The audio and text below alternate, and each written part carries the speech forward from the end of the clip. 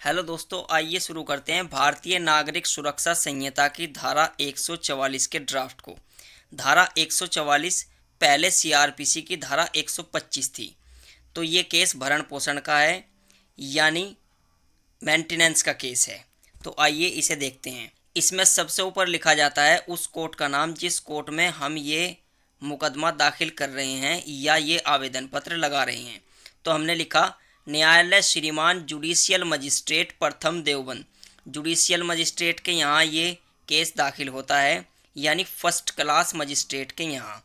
देवबंद एक स्थान का नाम है। इसके बाद वाद संख्या लिखा, फिर हमने सन लिखा। वो सन लिखा जाएगा जिस सन में आप ये आवेदन पत्र न्यायालय में लगा रहे हैं। फिर लिखा हमने रीता पत्नी दीपक, आयु 30 वर्ष, निवासिनी ग्राम गगनपुर, मकान नंबर 12, डाक जड़ोदा, थाना नागल, तहसील रामपुर, जिला सहारनपुर। आधार नंबर यहाँ पर लिखेंगे, मोबाइल नंबर यहाँ पर लिखेंगे। इसे कहते हैं प्रार्थिया। प्रार्थिया उसे कहा जाता है जो न्यायालय में मुकदमा दाखिल कर रही होती है महिला को। प्रार्थी पुरुष को कहा जाएगा। तो हमने यहाँ लिखा ऊपर प्रार्थिया का नाम और पता। फिर हमने लिखा बनाम। बनाम के नीचे लिखा जाता है अपोजिट पार्टी का नाम और पता। दीपक पुत्र रामपाल, आयु 34 वर्ष, निवासी ग्राम हसनपुर, डाक जड़ोदा, थाना नागल, तहसील रामपुर, जिला सहारनपुर। आधार नंबर होगा यहाँ पर लिख देंगे, नहीं होगा इसे छोड़ देंगे। मोबाइल नंबर होगा लिख देंगे, अन्यथा इसे छोड़ देंगे। इसे कहते हैं प्रतिवादी। इंग्लिश में से कहा जाता है डिफेंडेंट, या आप इसे अपोजिट पार्टी कह सकते हैं, विपक्षी कह सकते हैं। इसके बाद लिखा जाएगा प्रार्थना पत्र अंतर्गत धारा 144 भारतीय नागरिक सुरक्षा संहिता।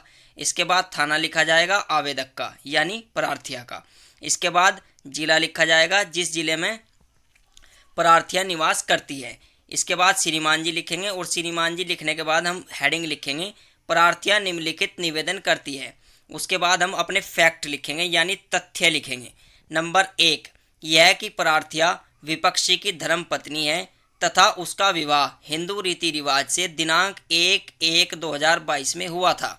नंबर 2, यह कि विपक्षी तनिक भी प्रार्थिया का ख्याल नहीं रखता है तथा प्रार्थिया को बीमार हो जाने पर दवाई तक नहीं लाकर देता है।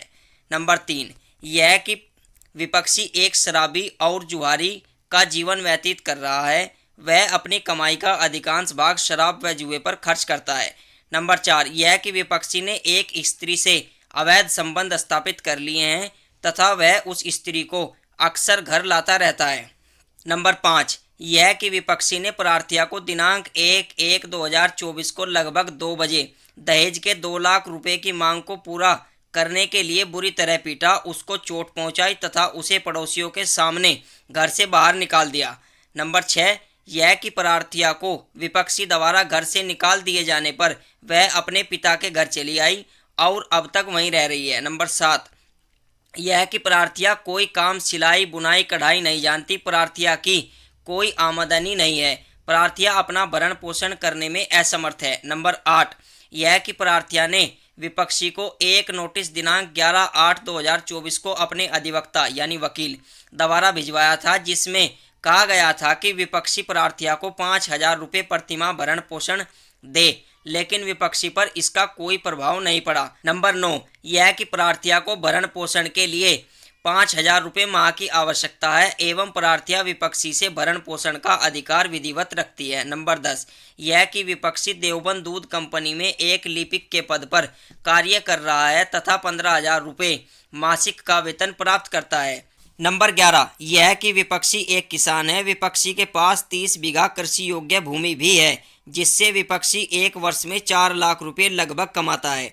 नंबर 12, यह कि विपक्षी प्रार्थिया का भरण पोषण करने के लिए सक्षम है। नंबर 13, यह कि वाद का कारण दिनांक 1/1/2024 को उस समय उत्पन्न हुआ जब विपक्षी ने प्रार्थिया को बुरी तरह पीटा और घर से बाहर निकाल दिया। नंबर 14, यह कि माननीय न्यायालय को उपरोक्त वाद को सुनने का क्षेत्र अधिकार प्राप्त है। नंबर 15, यह कि उक्त वाद में निर्धारित शुल्क अदा कर दिया गया है। निर्धारित शुल्क 2 रुपये का होता है। इस पर सबसे ऊपर 2 रुपये का टिकट लगता है, उसे हम शुल्क कहते हैं।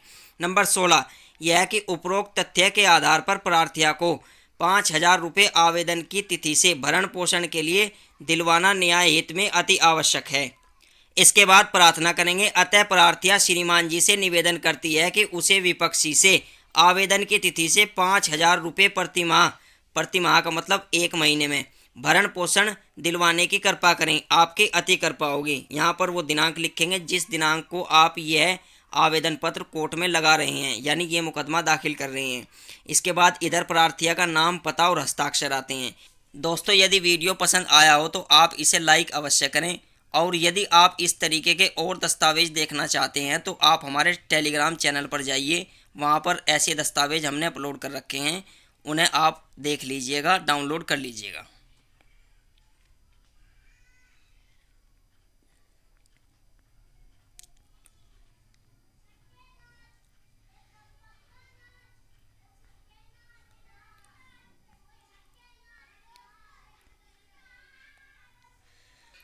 दोस्तों, पॉइंट नंबर 13, 14 और 15 यदि आप चाहें तो इन्हें लिख दीजिएगा, नहीं तो कुछ केस ऐसे मैंने देखे हैं जिनमें ये पॉइंट नहीं लिखे हुए होते। लिख दो तो अच्छी बात है।